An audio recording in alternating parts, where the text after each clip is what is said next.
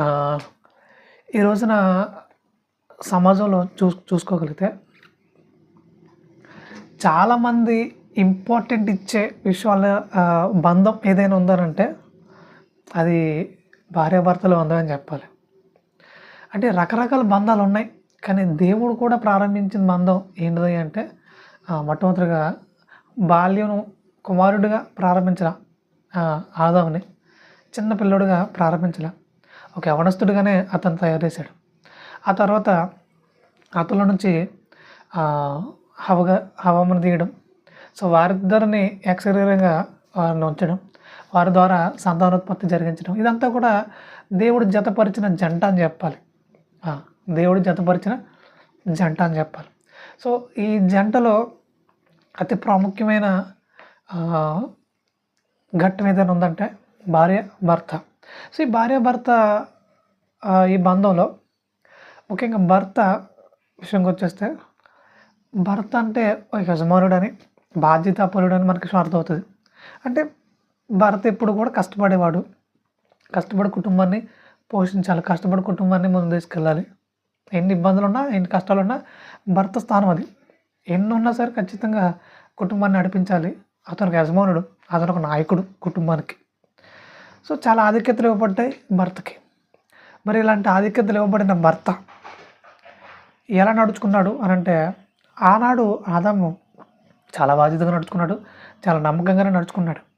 అయితే గడిచే కొద్దీ ఈ హవ్వమ్మ ఏదైతే దేవుడు చేయొద్దన్న పనిని చేసి మరలా ఆ పనిని ఆ అపరాధాన్ని ఆదాము కూడా అంటించిందో, సో వారిద్దరూ అపరాధులుగా మార్చిపడ్డారు. ఇక తద్వారా రాబోయే సంతానం కూడా వాళ్ళు కూడా ముఖ్యంగా కయ్యను వారి సంతానం ఎవరైతే ఉన్నారో వాళ్ళు ఇంత కూడా ఒక ఇంత క్లమ్జీ అయిపోయింది పరిస్థితి, చాలా క్లమ్జీ అయిపోయింది. ఇక ముఖ్యంగా చెప్పాలంటే ఇందులో ఒకళ్ళు మరలా కయ్యను ఒక కుటుంబానికి సభ్యుడైనా, ఒక కుటుంబానికి భర్త అవ్వచ్చు, ఒక యజమానుడు అవ్వచ్చు. ముఖ్యంగా తర్వాత పుట్టిన హేబెల్ చనిపోయిన తర్వాత హేనోషు వీళ్ళు ఎవరైతే ఉన్నారో వాళ్ళందరూ కూడా వరుసగా చూసుకుంటే పురుషుడు అంటే ఎవరు, భర్త, యజమానుడు అనే ఒక గౌరవం ఇవ్వబడింది. చాలా సంతోషం. సో ఈ గౌరవాన్ని చాలామంది కాపాడుకున్నారు, చాలామంది పాడు చేసుకున్నారు. ఇప్పుడు కాపాడుకోవడం అంటే అంత ఈజీయా? యజమానుడి స్థానం ఏదైతే ఉందో అది కాపాడుకోవడం అంటే అంత ఈజీయా? చాలా కష్టపడాలి, చాలా పరుగులు తీయాలి, చాలా ప్రయాసపడాలి. ఎందుకంటే కుటుంబానికి హీరో ఎవరు అని అంటే ఇదిగో యజమానుడు, పిల్లలకి హీరో ఎవరు, తండ్రి, భార్యకి హీరో ఎవరు అవ్వాలి, భర్తే కావాలి.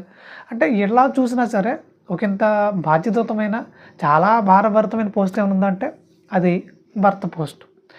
ఇప్పుడు ఈ భర్త స్థానంలో ఎవరైతే ఉన్నారో వారు చాలా జాగ్రత్తగా ఉండాలి, చాలా జాగ్రత్తగా నడుచుకోవాలి. కానీ ఈ రోజున భర్తలు ఎలా ప్రవర్తిస్తున్నారు, ఎలా వాళ్ళ యొక్క జీవన విధానాన్ని ముందు తీసుకెళ్తున్నారు అంటే చాలామంది భర్తలు ఉన్నారు, వాళ్ళ ఆలోచన విధానం కంప్లీట్గా దేవునికి చాలా విరుద్ధంగా ఉంది. అయితే నేను ఈరోజు మాట్లాడాలనుకుంటున్న ఈ విషయంలో బాధ్యత గల భర్తల గురించి మాత్రం నేను మాట్లాడాలనుకుంటున్నాను.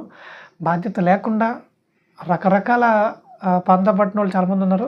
సో నేను వారి గురించి ఈరోజు మాట్లాడాలనుకోవట్లేదు. ఏదైనా సమయం వచ్చినప్పుడు ఖచ్చితంగా మాట్లాడే ప్రయత్నం చేస్తాను. అయితే ఈరోజు నేను మాట్లాడాలనుకున్న విషయం ఏంటంటే బాధ్యత గల భర్తకి ఏ భర్తని సార్ కోరుకునేది ఏంటంటే నాకు మరింత బాధ్యతమైన భార్య కావాలి అనుకుంటాడు. నేను చాలా బాధ్యతగా ప్రవర్తిస్తున్నాను, చాలా బాధ్యతగా ఉన్నాను. అయితే నాకు కూడా మరింత బాధ్యతమైన భార్య కావాలని కోరుకుంటాడు. అలా కోరుకుని తన జీవితంలో ఆ భాగస్వామిని ఆహ్వానిస్తాడు.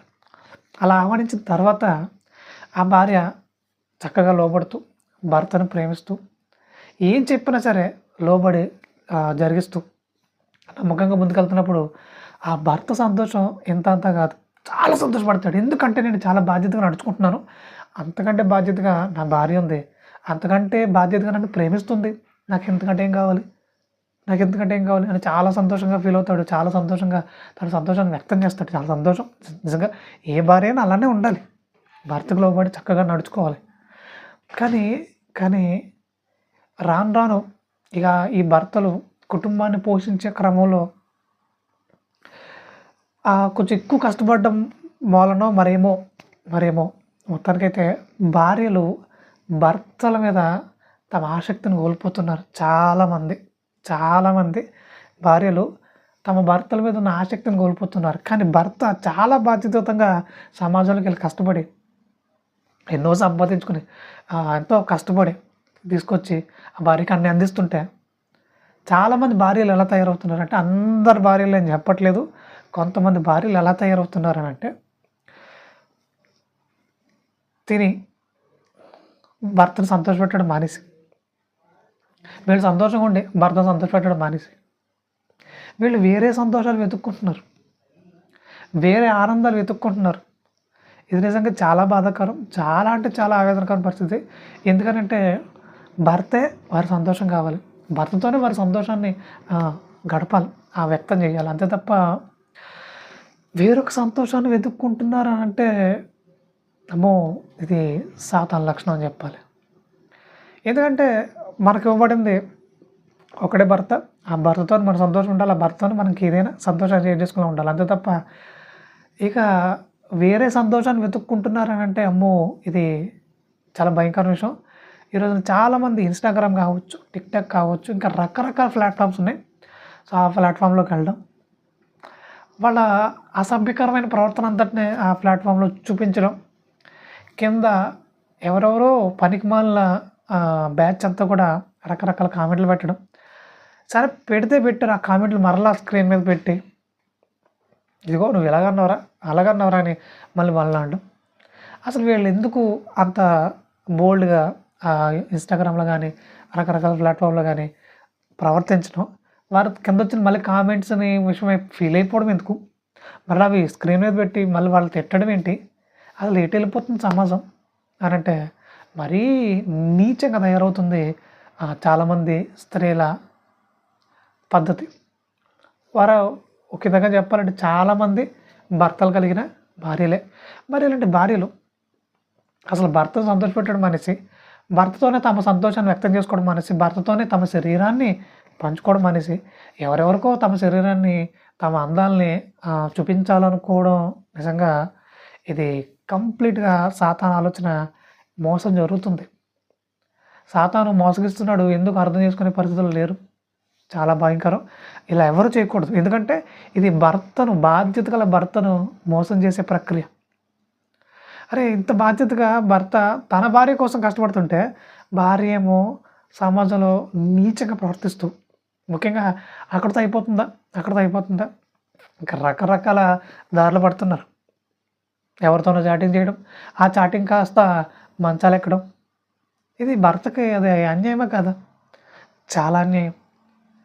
ముఖ్యంగా ఇలా మంచాలెక్కిన తర్వాత భర్తకు చాలా అనుమానాలొచ్చి కొంతమంది రెడ్ హ్యాండెడ్‌గా పట్టుకుంటున్నారు. కొంతమంది రెడ్ హ్యాండెడ్‌గా చూసి ఏం చేయలేక చాలామంది భర్తలు ఊరేసుకొని చనిపోవడం. లేదంటే ఇంటిని, పిల్లల్ని అందరిని విడిచిపెట్టేసి ఎక్కడికో దూరంగా వెళ్ళిపోవడం. ఇలా వాళ్ళని అణుచుకోలేక చాలామంది చనిపోతున్నారు. చాలామంది దూరంగా వెళ్ళిపోతున్నారు. చాలామంది పిచ్చోళ్ళైపోతున్నారు. బాధ్యత గల భర్తలు ఇలా అన్యాయం అయిపోతున్నారు. నిజంగా చాలా బాధాకరం. అలా ఎలాంటి బాధ్యత గల భర్తకి జరగకూడదని వాక్యాన్ని బట్టి తెలియజేస్తున్నాను. అలా ఎవరు అన్యాయం చేసే భార్యలుగా ఉండకూడదు. ఎందుకంటే వాక్యం ఏమని చెప్తుందంటే, మీరు మీ భర్తలకు లోబడి ఉండాలి. మీ భర్తలను ప్రేమించాలి. వారిని మాత్రమే సంతోషపెట్టాలి. వారి కోసం మాత్రమే బ్రతకాలి. ఎందుకంటే మీకు వేరే థాట్ ఉండకూడదు. వేరొక సంతోషం కోసం మీరు బ్రతకూడదు. మీరు వేరొక మగాడి విషయమై మీ ఆలోచనలు కొనసాగకూడదు. ఎందుకనంటే బాధ్యత గల భర్తకి ఇది అన్యాయమే, ఇది మోసమే అని బైబిల్ తెలియజేస్తుంది. మీరు ఎందుకు సార్ ఇంత పర్టికులర్గా ఆ విషయం గురించి మాట్లాడుతున్నారు అంటే, నేను అసలు విషయంకి వస్తాను.